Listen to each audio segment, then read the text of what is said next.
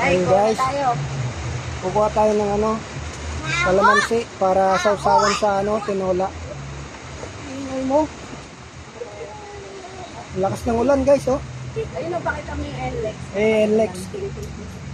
Yung NLEX, ayun. Yun yung NLEX. Walang traffic. Ayan, buwan ng kalamansi. Ako nagtanim na ito, ilang lang ni Daddy.